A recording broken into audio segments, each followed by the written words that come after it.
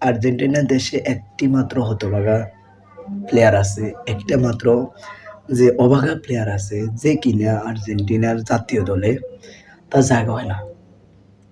নামটা কিন্তু ছোট্ট, দীর্ঘ ৭ বছর ধরে জাতীয় দলে খেলার জন্য অনেক আগ্রহ, অনেক ক্লাবে তার নাম কামাচ্ছে, অনেক ক্লাবে সে খেলে।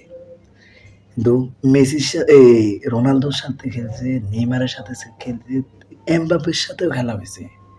কিন্তু শুধু তার যত ক্লাব আছে আমার জানা মতো টুকটাক ক্লাবে খেলা হয়েছে, কিন্তু সে জাতীয় দলে ইন্টারন্যাশনাল টিমে খেলা হয় না।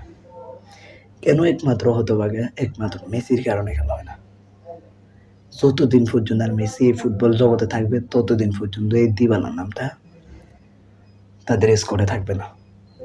এই যে ফিফা বিশ্বকাপে দেখলেন যে সবার নাম ঘোষণা হয়েছে, নতুন আসছে, কত নতুন নতুন প্লেয়ার স্কালনে ঢুকাইছে, কত পুরাতন প্লেয়ার আছে, কিন্তু একটিবারের জন্য ৫০ জন সদস্য নামের উপরে দিবালার নামটা আসে নাই। তাহলে হতভাগা না? তাহলে একমাত্র তার মতো হতভাগার কেউ নেই যে দিবালা নামটা। আমরা একটা বারের জন্য দিবালাকে দেখতে চাই।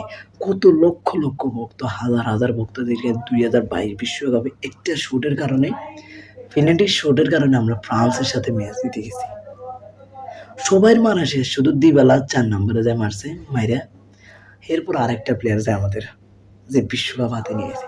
কিন্তু একটাবারের জন্য ২০২৬ বিশ্বকাপে জাতীয় দলে তাকে স্কোয়াডে তো রাখার দরকার ছিল স্কালোনি রাখে নাই যেন। মেসি যতদিন খেলবে ততদিন এই দিবালার নামটা আসবে না। কিন্তু কয়েকদিন আগে দেখছিলাম আমরা যে রিয়াল মাদ্রিদের তারকা প্লেয়ার আসছে, যে কিনা ১০ নম্বর জার্সি আর্জেন্টিনার তারকা, ওইটা খেলা হয়েছে, কিন্তু দিবালাকে ১০ নম্বর জার্সি দিয়ে নামানো হয়নি। আমি বুঝি না তাদের দেশে কি রাজনৈতিক আছে সমস্যা, না তাদের দেশে যে কোনো একটা নিয়ে সমস্যা আছে। না হলে অনেকেই বলে যে না, এগুলো সমস্যা যদি না হয় আমাদের মতো, আমাদের দেশের রাজনীতির কারণে অনেক প্লেয়ার পৌঁছে গেছে, অনেক প্লেয়ারের সমস্যা, কিন্তু তাদের দেশে কোনো এই সমস্যা না রে ভাই। একটা সমস্যা, একমাত্র মেসি খেলার, এটাই সমস্যা। মেসি যতদিন পর্যন্ত জাতীয় দলে খেলবে ততদিন পর্যন্ত এই ১০ নম্বর জার্সি দিবালা রাইট সাইডে নামতে পারে, অনেক খেলতেও পারবে না। একমাত্র মেসি যে সাইডে খেলে দিবালাও ওই সাইডে খেলে, তো আপনি কাকে নামাবেন?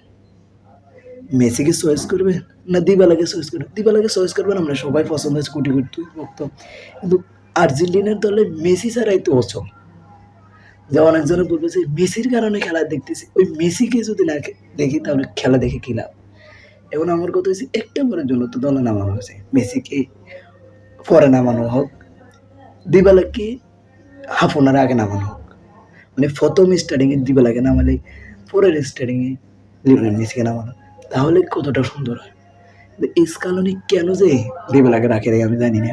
তাদের দেশের রাজনীতিকের সমস্যা, না তাদের দেশে ভোট পার হয়েছিল না সমস্যা, না তাদের দেশে সিন্ডিকেটের সমস্যা। এটা যদি একটাবার শুনতে পারতো, এটা যদি একটাবার বলতে পারতো তারা, তাহলে এই দিবালার হাজারো লক্ষ লক্ষ ভক্ত যা আত্মা শান্তি পেত।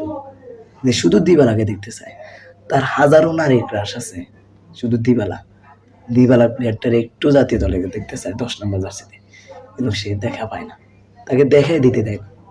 ওই যে ২০২৬ বিশ্বকালে টাইপিকারে ওই যে আমরা হারিয়ে ফেলছি, আর দীর্ঘ ২৬ সাল চলতেছে, ২৬ সাল, ৪ বছর তার কোনো দেখা নেই জাতীয় দলে। এমনি ক্লাবে ওদের খেলা চলে, বলে কি ২২ দিন শেষে একটা বারের জন্য দিবালাকে আমরা জাতীয় দলে দেখতে চাই, হয় হাফ ওনার আগে, হাফ ওনারের পরে। হাফ ওনারের পরে তো লিওনেল মেসি খেলবে, আমরা লিওনেল মেসিকেও চাই, যেটা খেলার একমাত্র সৌন্দর্য হচ্ছে লিওনেল মেসি।